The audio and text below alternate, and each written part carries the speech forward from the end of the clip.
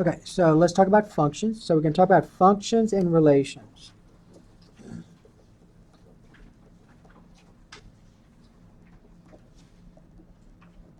All right, functions and relations.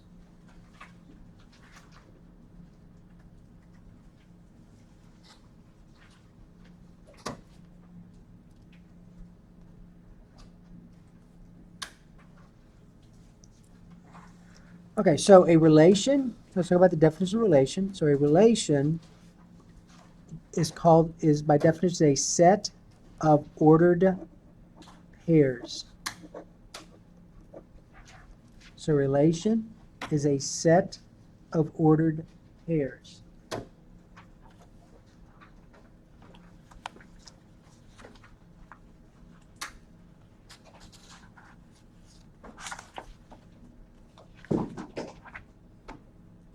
Okay, so here's an example of relation. Remember, it's a set of ordered pairs. So here's an example of relation.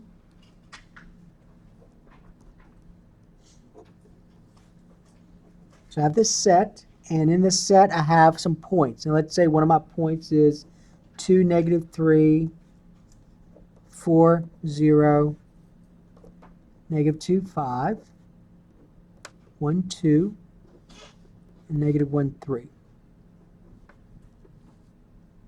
So we have this set, and remember the braces denotes a set. The braces that you see denotes a set. So I have this set, and this set consists of 1, 2, 3, 4, 5 points. And notice that each of the points is an ordered pair, x, y. So do you see that by definition that this is a set of ordered pairs? So this is a relation. So a relation is a set of ordered pairs.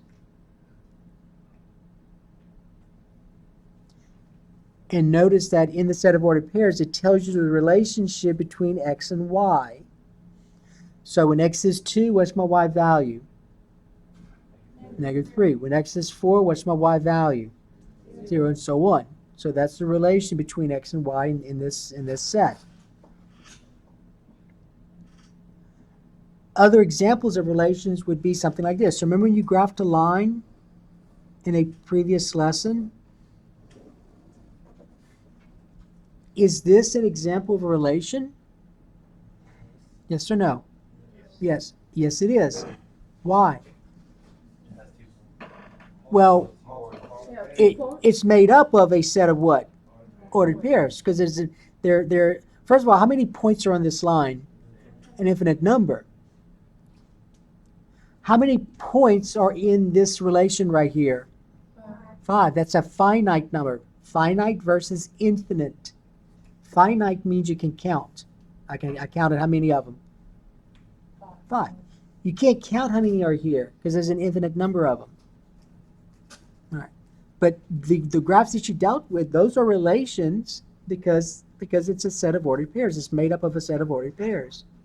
So the parabola you did earlier, when you got those quadratic functions, those are relations as well. This is a relation because it's a set of what? Ordered pairs. All these points are ordered pairs. The absolute value that we just did today, that's a relation. Any graph is a relation. Something like this. That's a relation also. I mean, you didn't graph this kind, but that's a relation. You can have a graph in a coordinate plane. You see how in a coordinate plane, when we have a coordinate plane, you tend to draw graphs that have an infinite number of points. You can have a finite number of points. You can have something like this, negative. I'm going to go ahead and do this. I'm going to graph this set in this plane. So I'm going to plot the point 2, -3. So here's 2, -3. 1, 2, 1, 2, 3. Okay, there's the point 2, -3. I'm going to plot the point 4, 0. Here's 4, 0. Right here. And then apply the point negative 2, 5. Negative 2, it's not scaled right. 1, 2, 3, 4, 5. Just don't worry about the scaling. And then I'm going to plot the point 1, 2. So 1, 2 is here. And then we'll plot the point negative 1, 3. So negative 1, 3 is here. Okay? So that's the graph of this set. This set had how many points? This set right here had 5. So when I graph it, it better have how many points? 5. Don't connect them, because if you connect them, then you're saying that every point on that segment is listed, but that's not true. How many points are listed? 5 only. So you just have 5 points. So you can't have a graph in which you just have a finite set of points. They're not infinite like these are. You could have the relation being represented as this. That's also a relation. Why is that a relation? Why does this equation represent a relation? Huh?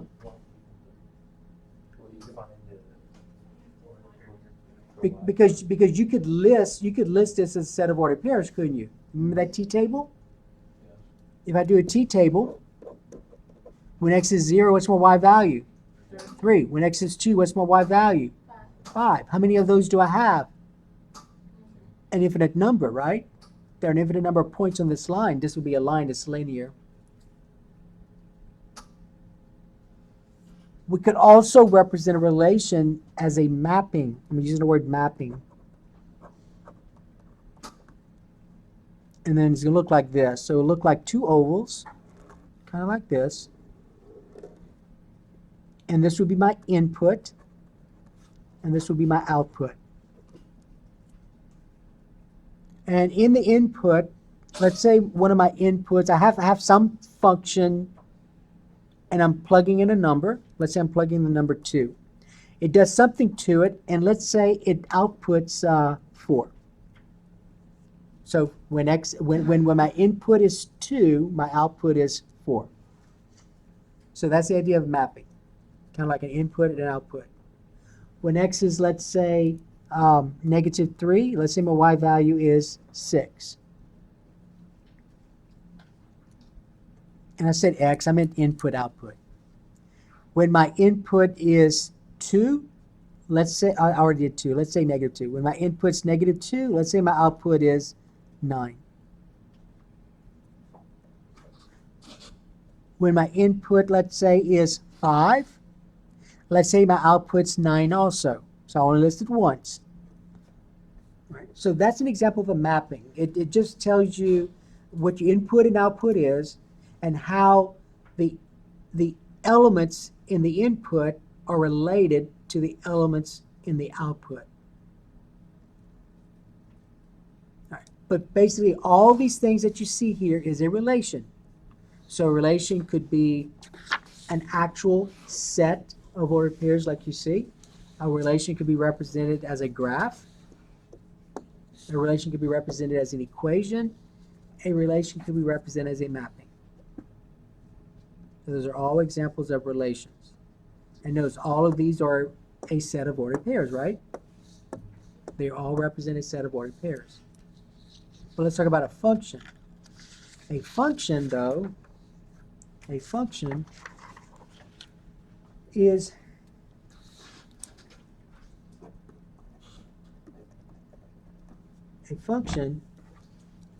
a special relation, special type of relation.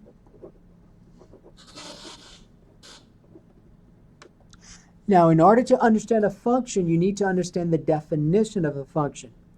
Now, here's how a function is defined to be. Here's the definition. For each x value, there can be only one y value. So for each x, that can only be how many y's? 1. For each x value, there can be only one y value.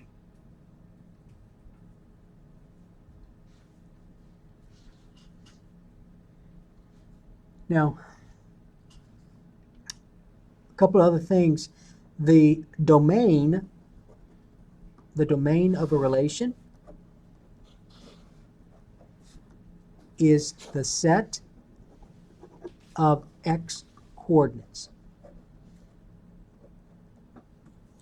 The domain of a relation is a set of x coordinates.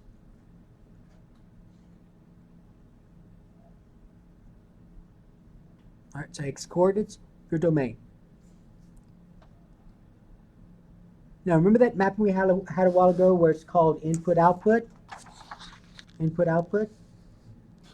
The input would be designated as your domain. So domain is of a relation is a set of x coordinates, and we'll put input. Also called the input. The range, so domain range, the range of a relation is the set of which coordinates? The y coordinates. So the range is a set of y coordinates. So if the x coordinates represent the input, then what's going to represent the y coordinates? The output. All right, so that's where we're at. So three things: function, relation, domain/range. Okay. Now I gave you a while ago, I gave you this. I need you to take this out. Go ahead and take that out.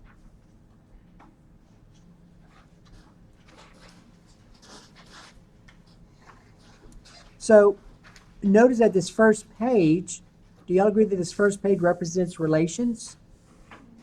Because all these are a set of ordered pairs. Huh? All right. Now, let's go ahead and number this as 1, 2, 3, right here. 1, 2, 3. So in the first one, so you're given these relations. Remember, they're a set of ordered pairs. So you're given this relation. You want to determine the domain and range of each relation, and then after that, you want to determine if it represents a function. So let's do the domain and range first. So remember, the domain is a set. The range is a set. So you have to use set notation. When you're given this finite set, you use set notation. So you can say domain, so D equals, and then the brace, just like that. Now let's list, remember the domain is a set of which coordinates?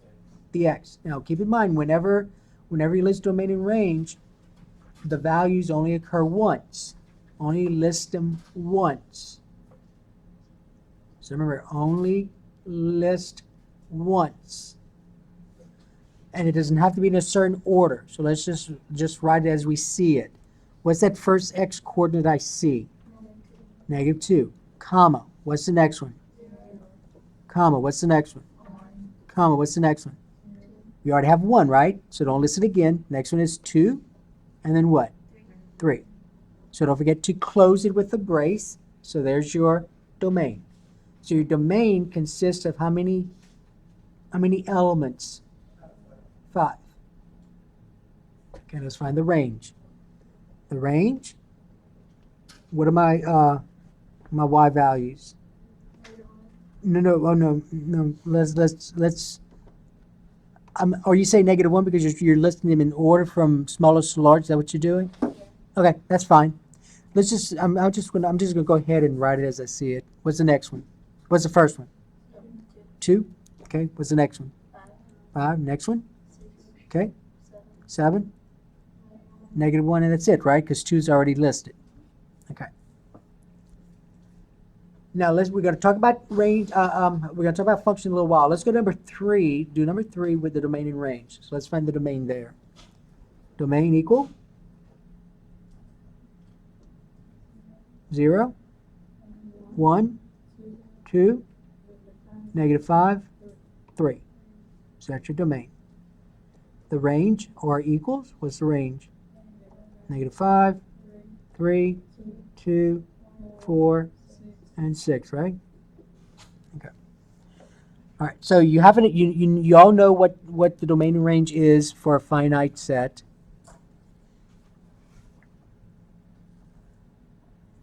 Now, when we just to let you know, this is going to be Tuesday though. When we find the domain and range of this, knows that this is not a finite set of ordered pairs. This is a what?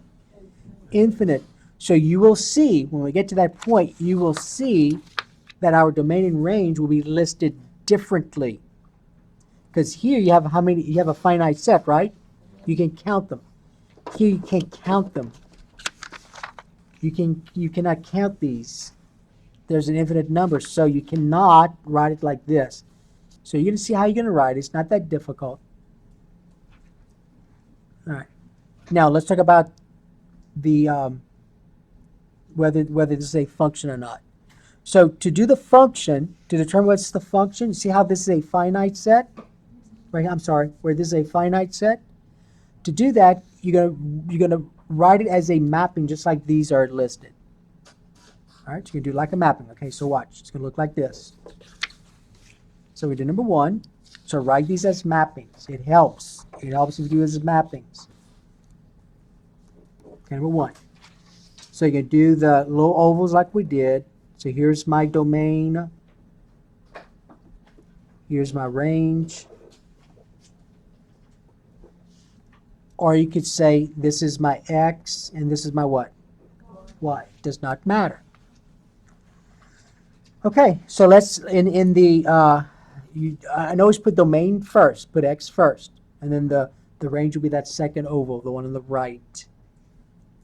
So what's your first x coordinate you see? Negative 2. Now listen to the words. So negative 2 gets mapped. See this arrow? With the arrow that right here gets mapped to what? Y value? 2. All right, now let's start talking about the definition at this point. What was the definition of function? No, but that's the definition of relation. What's the definition of function?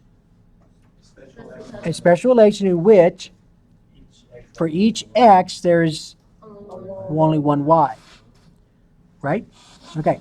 So far, look at what I have so far.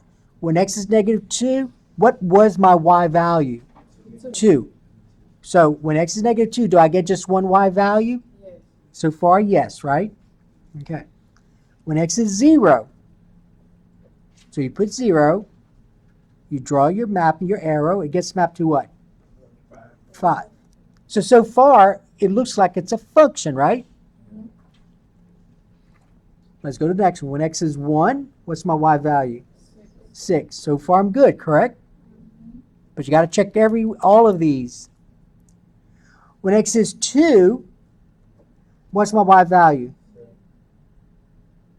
Negative 1, right? So far, I'm good, correct? Oh, I missed one?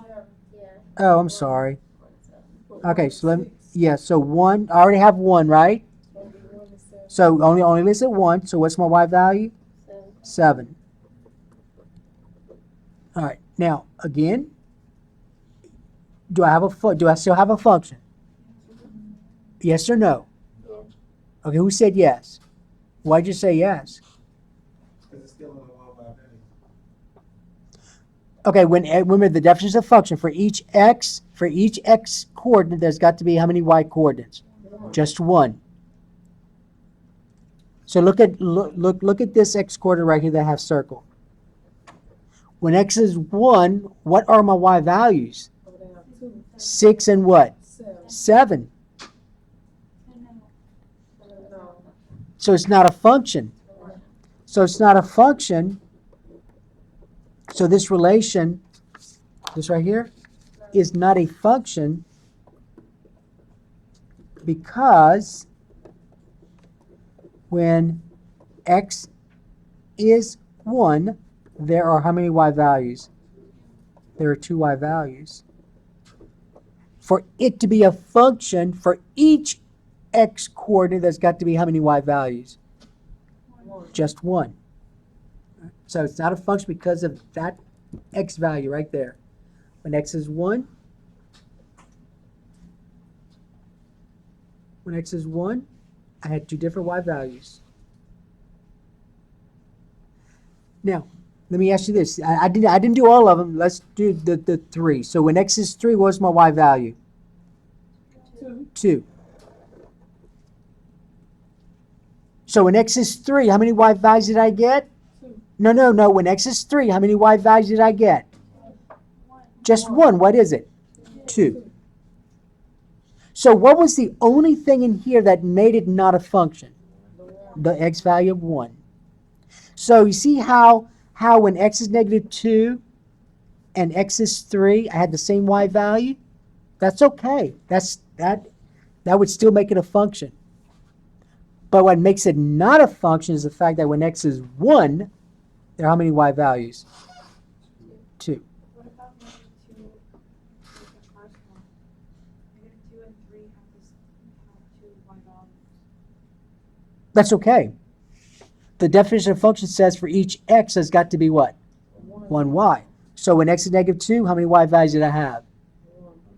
1. When x is 3, how many y values did I have? 1. When x is 0, how many y values did I have? 1. When x is 2, how many y values did I have? 1. When x is 1, how many y values did I have? 2. There's your issue. Okay? All right, number 2. X, y.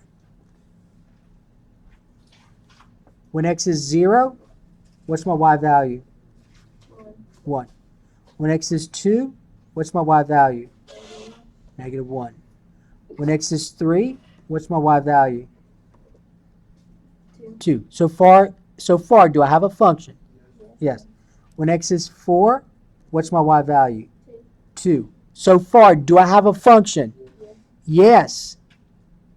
It's okay for different x's to have the same y. That doesn't negate the definition of function. Definition of function says for each of these x's, you better have what? Just one y. And I do. So far, I do. When x is 5, what's my y value? 3. When x is negative 5, what's my y value? Positive 1, right? So here's the question. Is this a function or not a function? It is a function. Makes you understand that for each x, there's got to be one y, and I do have that here. It's okay for different x's to have the same y value, which you see. That's still a function. So this is a function.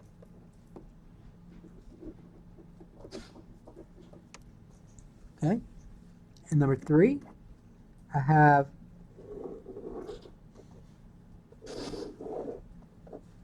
when x is 0, what's my y value? Negative 5. So again, it does help. It does help if you use a mapping. When x is 1, what's my y value? 3. When x is 2, what's my y value? 2.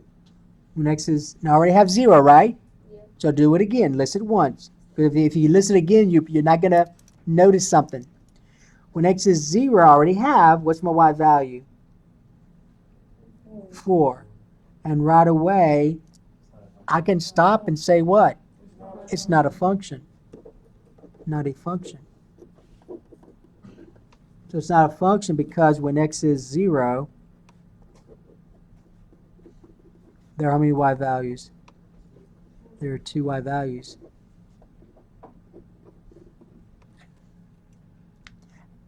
All right. Now, if you continue on, you would say, all right, when x is 0, or when x is negative 5, what's my y value? 6. And when x is 3, what's my y value? 4. Okay, but the issue was that 0. When x is 0, you had how many y values? 2. All right. So look at number, let's call this a number 4 right here. Number 4, I'm not going to ask you to do the remaining range because you already know how to do that. Let's talk about, is this relation a function or not? Is that a function or not a function? It is a function. It is a function. Why? Those of you that said not a function, why did you say not a function? Why is it not a function? It is a function. Because for each x, you have just one y value, right? Just look at how many arrows are coming from that x. Each time there's just one. So it's okay. I think what got you was this 4. It's okay for these two different x's to have the same y value. That's okay. In fact, you could have something like this. You could have, let's say this. You can have all of these right here. Right here? Is that a function or not a function? That's a function. This right here is a function. For each x, there's just one y value. It's just what? 5. So this is a function. So it's okay for multiple x's to have the same y value. It just can't be the other way. So in number 5, is this a function, not a function? Number 5. It's a function. Because for each x, you can see that there's just one y value. And what about for 6? It's not a function. In fact, there are two places that messes it up. 1 and what else? -5. So this is not a function. Okay, you understand the definition of function versus not a function? So what's going to happen next class period is this. We're going to now look at the relations in which there's an infinite set. It's not difficult. You'll see when we get to it, it's not that bad. You'll be able to deal with it. Okay, now let me give you what I gave the other class, and that's this. So this is not due, the only thing due 1 week from today are the 2 I gave you earlier. But I do want you to start looking at this. So the first page here is just given a set. You tell me the main and range and whether it's a function or not. That's all this is. You cannot do the back page. You have to do the back page when we do the next class period. So this will be due for at least a week. All right, but I do want you to get started on this part as much as you can, that first page. So I gave this to the other class, and we just gave it to you, so I'm at the same place.